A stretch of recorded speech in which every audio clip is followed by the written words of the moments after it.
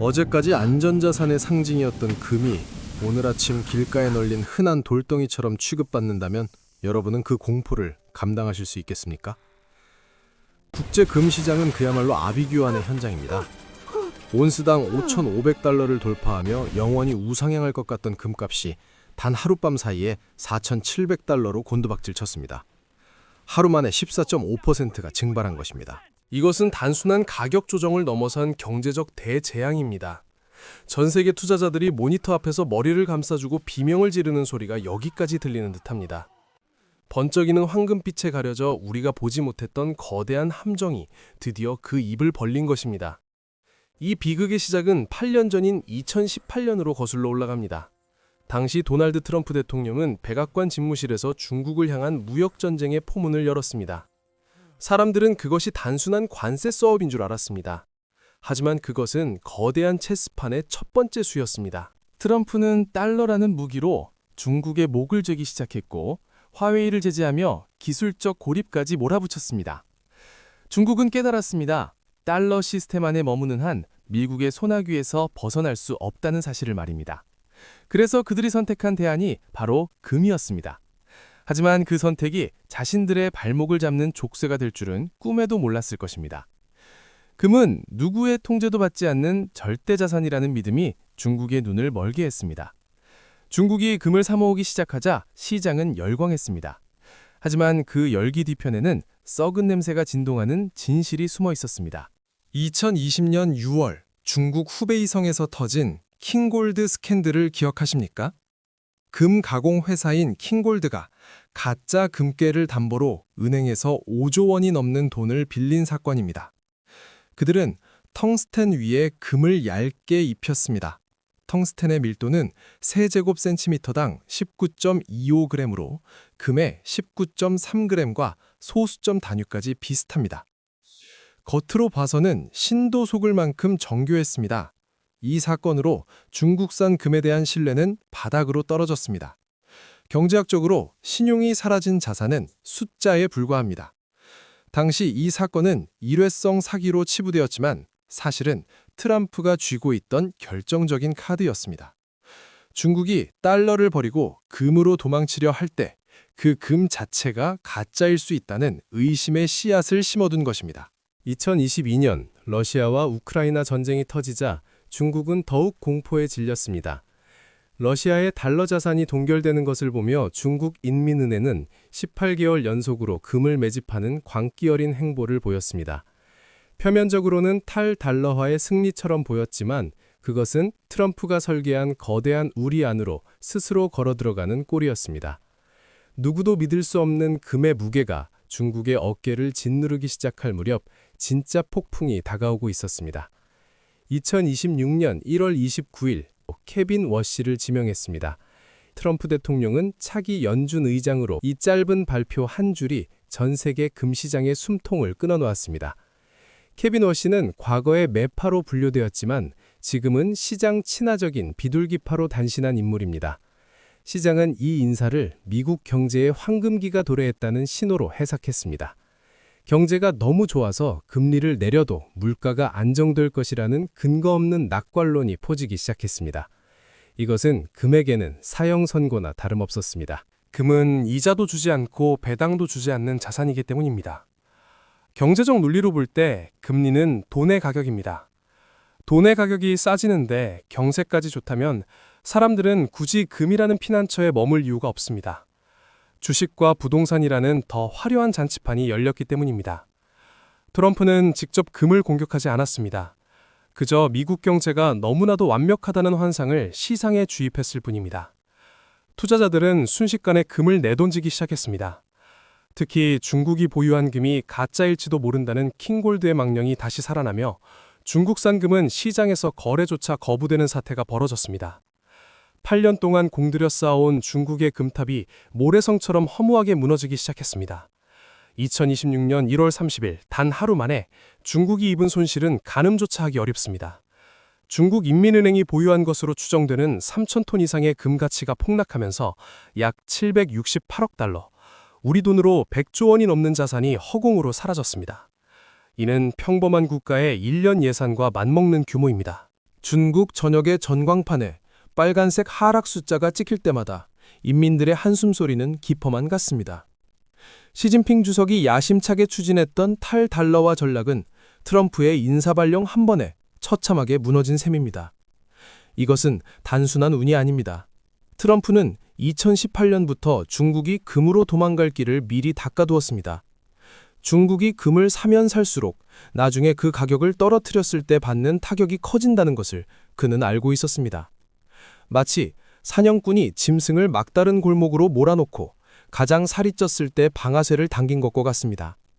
중국은 이제 팔 수도 없고 들고 있을 수도 없는 뜨거운 감자를 손에 쥐게 되었습니다. 시장에서 중국산 금은 순도가 의심된다는 이유로 헐값에 거래되거나 아예 외면받고 있습니다. 이것이 바로 트럼프가 설계한 8년의 전쟁, 그 결말입니다. 하지만 상처 입은 맹수는 더 위험한 법입니다. 중국의 반격이 시작되려 하고 있습니다. 하루아침에 100조 원을 잃은 중국은 지금 사느냐 죽느냐의 기로에 서 있습니다. 금값이 폭락하고 자국 자산 가치가 휴지 조각이 되는 것을 지켜보는 중국 지도부의 심정은 타들어가는 숯검댕이와 같을 것입니다. 인민은행의 회의실은 밤낮 없이 불이 켜져 있고 관료들의 얼굴에는 짙은 패배감과 분노가 서려 있습니다. 하지만 중국은 결코 순순히 물러날 국가가 아닙니다. 그들에게는 아직 미국의 심장을 직접 겨눌 수 있는 마지막 핵폭탄이 남아 있습니다. 그것은 바로 중국이 보유한 수천억 달러 규모의 미국 국채입니다. 경제학적으로 국채 매각은 시장의 금리를 폭등시키는 가장 강력한 공격 수단입니다. 중국이 만약 보유하고 있는 미국 국채를 시장에 무더기로 던져버린다면 어떻게 될까요? 미국 채권 가격은 폭락하고 반대로 시중 금리는 천정부지로 솟구칠 것입니다. 이는 미국 내 대출 금리를 끌어올려 부동산 시장을 붕괴시키고 평범한 미국 시민들의 가계 경제를 파탄낼 수 있는 위력을 가졌습니다. 트럼프가 금으로 중국의 옆구리를 찔렀다면 중국은 국채로 미국의 목줄을 조르겠다는 심산입니다. 전 세계 금융시장은 이제 두 거인의 정면 충돌로 인한 2차 충격을 대비하며 숨을 죽이고 있습니다. 전쟁의 불길은 이제 금 시장을 넘어 전 세계 모든 자산의 근간인 채권 시장으로 옮겨붙고 있습니다. 중국이 꺼내든 또 다른 카드는 위안화 가치를 인위적으로 떨어뜨리는 절하 전략입니다. 금값이 떨어져 자산이 증발했다면 물건이라도 많이 팔아서 손실을 메우겠다는 처절한 생존 본능입니다. 위안화 가치가 떨어지면 중국산 제품의 가격 경쟁력은 비약적으로 상승합니다. 미국이 아무리 관세를 높게 매겨도 환율로 그 효과를 상쇄해버리는 것입니다. 이는 전 세계 시장에 저가 중국산 제품이 다시 한번 홍수처럼 들이닥치는 결과를 초래합니다. 하지만 이것은 양날의 검입니다. 환율이 급격히 오르면 중국 내 수입 물가가 폭등하며 자국 인민들의 삶이 피폐해지기 때문입니다. 생필품 가격이 오르고 먹고 살기 힘들어진 민심은 언제든 정권을 향한 칼날로 변할 수 있습니다. 시진핑 정부는 지금 외부의 적과 싸우기 위해 내부의 고통을 강요하는 위험한 도박을 하고 있습니다. 트럼프는 이를 예상하고 있었다는 듯 웃으며 또 다른 제재안을 준비하고 있습니다. 인과관계의 고리는 이제 서로를 파괴하는 되먹임 루프에 진입했습니다. 한쪽이 쓰러질 때까지 멈추지 않는 이 게임에서 과연 누가 마지막까지 서 있을 수 있을까요? 환율의 파고가 전 세계 무역의 지도를 바꾸는 동안 개인 투자자들은 어디로 도망쳐야 할지 혼란에 빠졌습니다. 중국과 러시아 그리고 브릭스 국가들은 이제 더 이상 달러 시스템의 횡포를 견딜 수 없다고 선언했습니다. 그들은 자신들만의 독자적인 금융결제 시스템을 구축하는 데 속도를 내고 있습니다. 달러를 쓰지 않고 위안화나 각국의 화폐로 직접 거래하는 세상을 꿈꾸는 것입니다. 이것이 성공한다면 미국의 달러 패권은 역사 속으로 사라질 수도 있습니다. 하지만 현실은 녹록지 않습니다. 누구도 위안화를 달러만큼 신뢰하지 않기 때문입니다. 금조차 가짜 논란에 휩싸인 마당에 중국이 발행하는 종이돈을 누가 전적으로 믿겠습니까? 심리적으로 경제는 믿음의 산물입니다. 달러가 강한 이유는 미국의 군사력이나 경제력 때문만은 아닙니다. 전 세계 사람들이 내일도 달러가 가치가 있을 것이라고 믿기 때문입니다. 중국은 이 믿음의 영역에서 트럼프에게 완패했습니다. 금이라는 실물 자산으로 믿음을 사려 했지만 그 금마저도 의구심의 대상이 되었습니다. 이제 세계는 달러를 지지하는 진영과 달러에 저항하는 진영으로 완전히 갈라졌습니다. 이 거대한 균열 사이에서 우리와 같은 개인들은 어떤 선택을 해야 할까요? 단순히 금이냐 달러냐의 문제가 아니라 어떤 시스템이 살아남을 것인가에 대한 통찰이 필요한 시점입니다. 무너진 신뢰의 잔해 위에서 새로운 금융 질서가 태동하고 있으며 그 진통은 우리 모두의 지갑을 파고들고 있습니다. 결국 2018년부터 시작된 이 8년의 전쟁은 트럼프의 완승으로 기울고 있습니다. 그는 시장의 심리를 정확히 꿰뚫어 보았고 중국의 조급함을 역이용했습니다. 우리는 이번 사태를 통해 한 가지 중요한 사실을 배웠습니다. 경제전쟁에서 가장 무서운 무기는 총칼이 아니라 상대방이 가장 믿고 의지하는 자산을 무력화시키는 것이라는 점입니다. 중국이 금이라는 요새로 숨어들 때 트럼프는 그 요새의 기초를 흔들어 버렸습니다. 이제 금값 폭락의 여파는 환율과 금리를 타고 여러분의 일상으로 밀려올 것입니다. 수입 물가가 오르고 대출이자가 춤을 추는 혼돈의 시대가 열렸습니다. 여러분, 이제 우리는 어떻게 해야 할까요? 첫째, 눈에 보이는 숫자가 아니라 그 뒤에 숨은 의도를 읽어야 합니다. 금값이 오른다고 무작정 따라 사는 것이 아니라 왜 오르는지 그리고 누가 그 가격을 조절하고 있는지 살펴야 합니다. 둘째, 자산의 다변화는 필수입니다. 특정 국가나 특정 자산에 올인하는 것은 스스로 함정에 빠지는 지름길입니다.